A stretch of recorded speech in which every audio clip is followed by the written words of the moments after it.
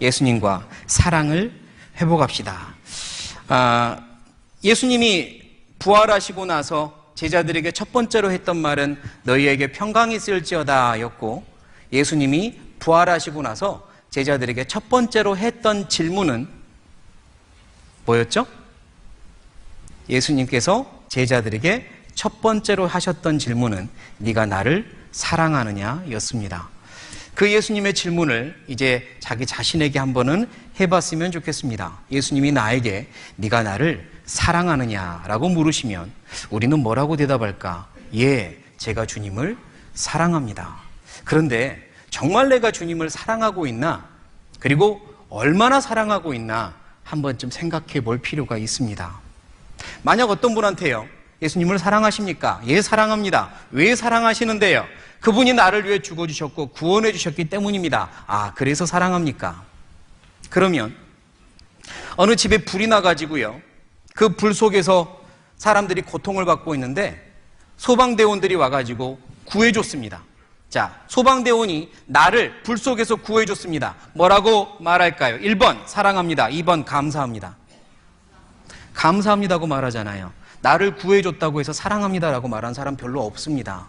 만약에 그 소방대원이 나를 구하다가 죽었다고 하겠습니다. 안타까운 이야기지만 죽었다고 하겠습니다. 자, 그분의 장례식장 앞에 가서 꽃을 놓으면서 사랑합니다라고 울부짖을까요? 고맙습니다라고 울부짖을까요? 그래도 고맙습니다고 말할 겁니다. 사랑합니다고 말하지 않아요. 그런데 예수님이 나를 위해 죽어주셨다고 내가 사랑한다고요? 예수님이 나를 구원하셨기 때문에 사랑하십니까? 혹시 감사합니다와 사랑합니다를 착각하고 있는 건 아닐까요? 그냥 감사합니다라는 그 마음을 사랑합니다로 포장하고 있는 건 아닐까요? 하조 성경에서 사랑하라 사랑하라 그래서 옆에 있는 형제자매들이 사랑한다 사랑한다 그래서 나도 그냥 감사할 뿐인데 사랑합니다라고 말하고 있는 건 아닙니까? 왜 예수님을 사랑하십니까? 내가 왜 예수님을 사랑하는지요? 불 속에서 나를 건져준 분이 있습니다. 그런데 그분이 소방대원이 아니라 나의 아버지였다고 하겠습니다.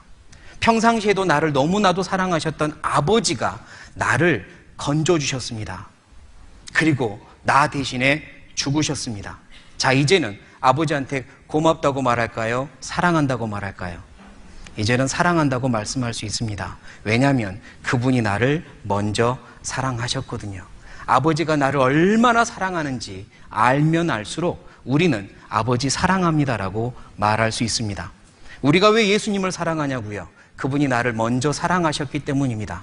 그분이 나를 얼마나 사랑하셨는지 알면 알수록 더 사랑할 수 있습니다.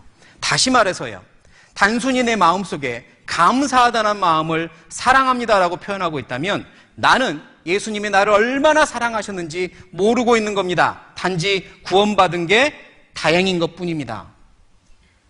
예수님과의 사랑을 회복하셔야 신앙생활할 수 있습니다. 신앙생활은 예수님을 사랑하며 사는 생활이지 열심히 교회 다니고 열심히 봉사하고 열심히 교제 참석하는 걸 신앙생활이라 하기는 부족합니다. 말씀을 열심히 읽고 찬송을 열심히 한다고 해서 신앙생활이라고 하기는 부족합니다. 신앙생활의 원동력은 예수님을 사랑하는 거거든요.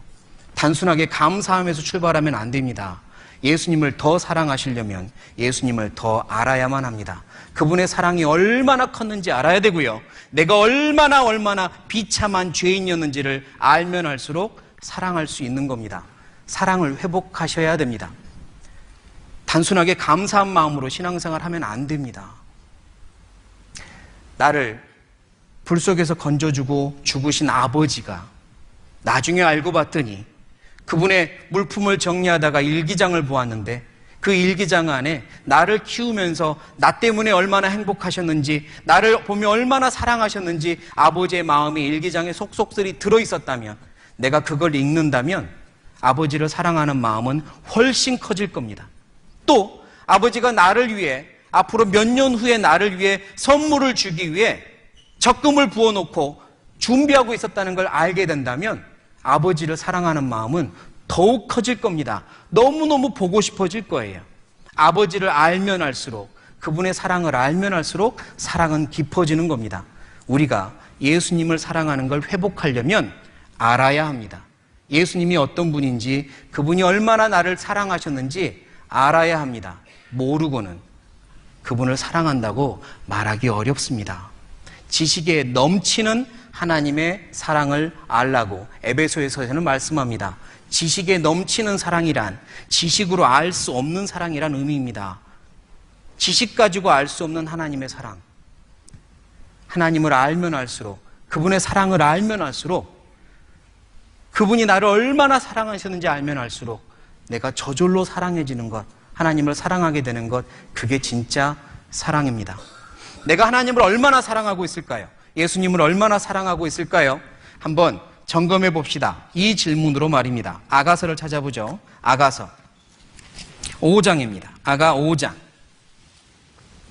아가서는 솔로몬 왕과 그가 사랑했던 한 여인 간의 대화, 그리고 많은 사건을 주고받는 형식의 성경입니다. 솔로몬은 우리의 주인이신, 주되신, 사랑이신 예수님, 그분을 의미하고, 그가 사랑했던 여인은 교회, 그리고 곧 구원받은 우리를 의미하고 있습니다. 솔로몬과 여인의 대화는 사랑하는 주님과 나와의 사랑의 관계와 또 신앙이고 대화입니다. 그런데 여기서 이 여인이 이렇게 말을 합니다. 8절입니다. 5장 8절. 제가 읽죠? 예루살렘 여자들아, 너희에게 내가 부탁한다. 너희가 나의 사랑하는 자 솔로몬 곧 주님을 만나거든. 같이 읽겠습니다.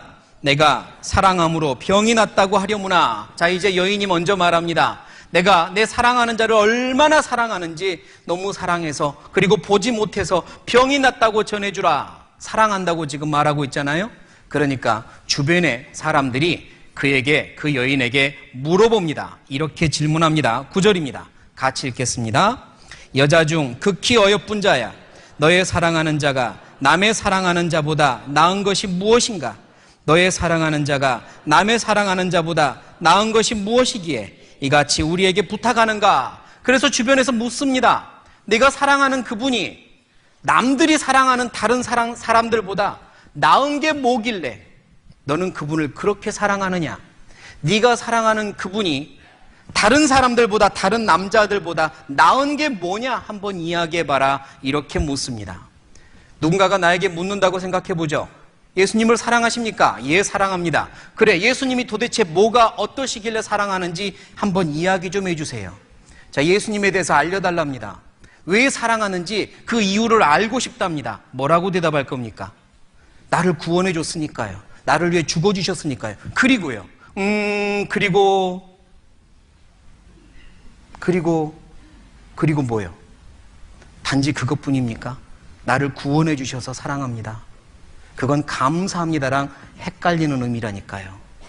예수님을 왜 사랑하십니까? 한번 이야기해 보시죠. 내가 예수님을 남들보다, 다른 모든 것보다 더 사랑할 만한 이유가 뭔지. 그래서 그 여인은 이렇게 대답을 합니다. 내가 사랑하는 사람이 어떤 사람인지 이렇게 대답을 합니다. 10절부터입니다. 제가 빠른 속도로 읽겠습니다. 나의 사랑하는 자는 희고도 붉어 마한 사람에 뛰어난다. 머리는 정금 같고 머리털은 고불고불하고 까마귀같이 검구나. 눈은 시냇가의 비둘기 같은데 젖으로 씻은 듯하고 아름답게도 박혔구나. 뺨은 향기로운 꽃밭 같고 향기로운 풀 언덕과도 같고 입술은 백합화 같고 몰약의 즙이 뚝뚝 떨어진다. 손은 황옥을 물린 황금 놀이개 같고 몸은 아로새긴 상하에 청옥을 입힌 듯하구나. 다리는 정금 받침에 세운 화반석 기둥 같고 형상은 레바논 같고 백향목처럼 보기 좋고. 16절 같이 읽겠습니다. 입은 시임이다니 그 전체가 사랑스럽구나. 예루살렘 여자들아, 이는 나의 사랑하는 자요 나의 친구일다. 이 여인은요, 자기가 사랑하는 사람을, 사랑하는 남자를 머리끝에서 발끝까지 설명합니다. 이래서 사랑한다고. 내가 사랑하는 분은 이러이러하다고 설명을 합니다.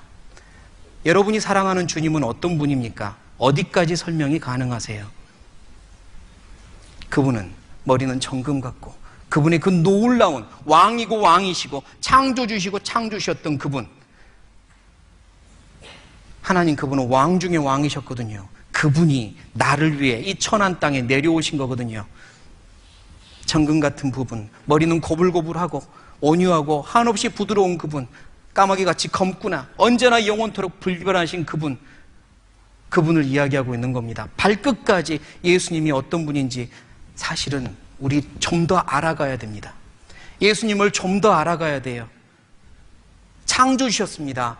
나를 창조하신 분이 천국의 영광을 다 버리고 이 땅에 오신 겁니다. 그분을 알면 알수록 사랑할 수밖에 없거든요. 그러니까요, 예수님과의 사랑을 회복하려면 그분을 더 알아야 됩니다. 그분을 더 묵상해야 됩니다. 내가 그분을 얼마나 사랑하는지 또 다른 질문으로 다시 한번 조사해 보겠습니다. 예를 들어 보죠. 어느 날 어머니한테 문자가 왔습니다. 문자가 왔는데 어떤 문자냐면요, 뜨겁다, 숨을 못 쉬겠다, 이게 마지막인가 보다, 미안하고 사랑한다, 이렇게 문자가 왔어요. 아들이 깜짝 놀랍니다. 이게 뭐지? 잘못 보낸 건가? 무슨 영화 대사인가? 불길한 생각이 들지만 일부러 불길한 생각을 안 하려고 노력합니다. 뭐지? 왜 엄마가 이런 문자를 보냈지? 바로 전화를 걸었는데 전화 통화가 안 돼요. 살짝 불길하죠. 그리고 나중에 뉴스를 접했습니다. 어머니가 일하고 계신 빌딩이 불이 나가지고 많은 사람들이 죽었다는 거예요. 그리고 어머니도 거기서 돌아가십니다. 그 속에서, 그 뜨거운 빌딩 속에서 마지막으로 나에게 문자를 보낸 겁니다. 뜨겁다, 숨을 못 쉬겠다. 나중에 뉴스가 계속해서 나오는데요, 그곳에 갇힌 사람들이 얼마나 고통스럽게 죽어갔을지를 설명을 합니다. 자, 그 내용을 보는 아들은요, 뜨겁다, 숨을 못 쉬겠다, 그 문장 2개를 보고 어머니의 고통이 느껴지겠습니까? 안 느껴지겠습니까? 어떻게 생각하세요? 어머니를 사랑하는 것만큼 고통을 느낄 수밖에 없습니다. 어머니를 사랑하는 것만큼 같이 고통스럽습니다. 뉴스에서 그 속에서 죽어가는 사람들이 얼마나 고통을 받았을지 설명을 해준다면요, 내가 그곳에 들어가지는 않았지만 어머니를 사랑하는 것만큼 나도 고통받습니다. 생각할 때마다 어머니 얼마나 고통스러웠을까, 어머니 거기서 얼마나 고통스러웠을까, 가슴을 치며 울게 됩니다. 그게 사랑이잖아요. 그러나 어머니랑 상관없는 사람은 그 문자를 보고서도 아무 느낌이 없을 수밖에 없습니다. 왜요? 사랑하지 않으니까요. 다시 질문 드려보겠습니다. 예수님이 나를 위해 십자가에서 죽으십니다. 죽기 전엔 온몸에 채찍질을 받으셨습니다. 그전엔 침뱉음과 주먹질을 당했습니다. 그리고 그전엔 그 모든 일을 알고 계시기 때문에 겟세마네 동산에서 마지막 기도를 하시면서 통곡하시며 기도하셨습니다. 우리는 성경에서 그 모습을 여러 번 읽고 듣습니다. 그때마다 내 마음에 고통이 찾아옵니까? 그때마다 주님의 고통이 느껴지십니까? 얼마나 고통스러우셨을까? 주님 그때 얼마나 고통스러우셨나요? 내 마음에 그 생각이 올라오십니까? 사랑하는 것만큼 올라올 겁니다. 주님을 사랑하는 것만큼.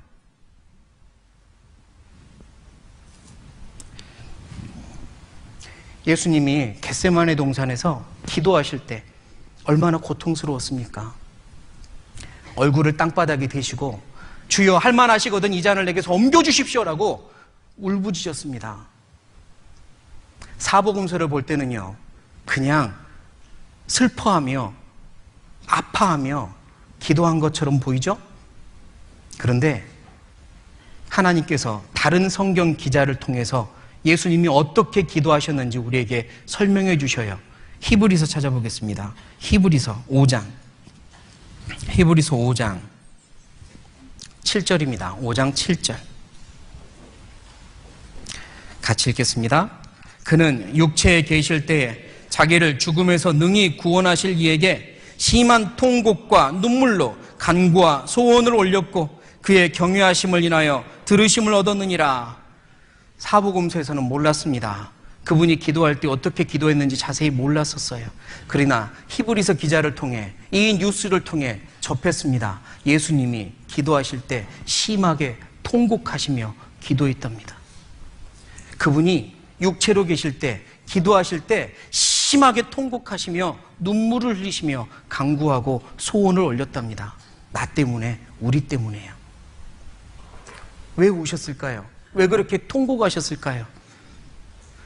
단순하게 눈앞에 있는 십자가가 내 손에 내 발에 못이 박힐 게 그게 두렵고 무서워서 그랬을까요? 그게 무서워서 만왕의 왕이신 하나님이, 나를 위해 죽기로 작정하고 오신 하나님이 그게 두려워서 그렇게 떨며 우셨을까요? 그것뿐만은 아닐 거 아닙니까? 내 모든 죄를 짊어지시고 우리 모든 죄를 짊어지실 때, 죄라고는 하나도 없는 그분이, 거룩하신 그분이 모든 죄를 짊어지실 때, 그 비참한 그 저주를 짊어지실 때 그 고통이 얼마나 컸을지 상상해 봐야 됩니다. 여러분이 제일 끔찍하게 무서워하는 공포증이 있는 게 뭡니까? 거미? 바퀴벌레? 만약 바퀴벌레 공포증이 있는 분한테 큰 김장하는 다라에다가 바퀴벌레를 가득 부어놓고 그곳에 집어넣으면 어떻게 될까요? 끔찍하지 않습니까? 죄를 가장 싫어하는 그분한테, 죄를 가장 미워하시는 그분한테 온 세상의 죄를 뒤집어 씌운 겁니다. 그 공포는, 그 고통은 이루 말할 수 없을 거예요. 우리가 받아야 될 저주를 예수님이 받으셨습니다. 그리고 천국에서 영원히 하나님과 함께 영원히 다스리던 그분이 이 땅에 오셔서 우리 죄와 우리의 저주와 우리의 심판을 짊어진 다음에 버림받으십니다. 나의 아버지 어찌하여 나를 버리셨나이까? 버림받으셨습니다. 완전히 하나님께 버림받으셨어요. 그 저주는, 그 고통은 우리가 익히 헤아릴 수가 없어요.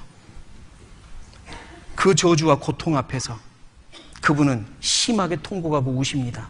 그리고 그렇게까지 해서 죽어주셨는데 여전히 그 사랑을 받아들이지 못하는 많은 사람들을 기억하시며 우시고, 그리고 그 사랑을 받아들였다, 감사하다, 구원받았다 라고 하는 그리스도인들이 여전히 그 사랑을 알지 못하고 헤아리지 못하고 살아가는 그 모습을 보시니까 눈물 흘리지 않겠습니까?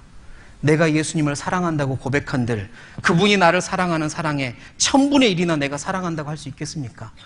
내가 그분의 마음을 이해한다고 말한들 그분의 그 고통스러운 마음을 1000분의 1이나 이해할 수 있겠어요?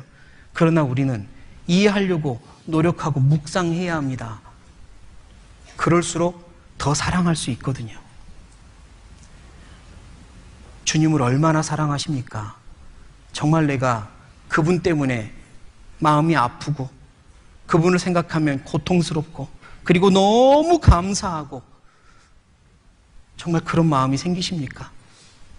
그 사랑하는 몸, 그의 몸은 청옥을, 아름다운 상하에 청옥을 입힌 듯하구나. 술람미 여인이 그렇게 고백했거든요.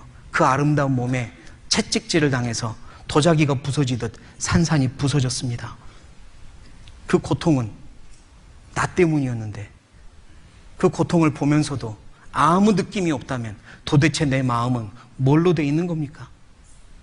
차가운 얼음처럼 딱딱한 돌처럼 굳어져 버린 이 마음, 이거 깨 부숴야만 사랑을 회복할 수 있습니다. 사랑을 회복해야 진짜로 신앙생활할 수 있는 겁니다. 신앙생활은 끌려다니며 하는 의무적인 생활이 아닙니다. 사랑은 강제로 의무적으로 하는 게 아닙니다. 사랑은 저절로 마음에서 우러나오는 거예요. 그런데 그 우러나오는 사랑을 방해하고 있는 내 안에 돌처럼 딱딱한 마음이 있다면 깨부숴야죠.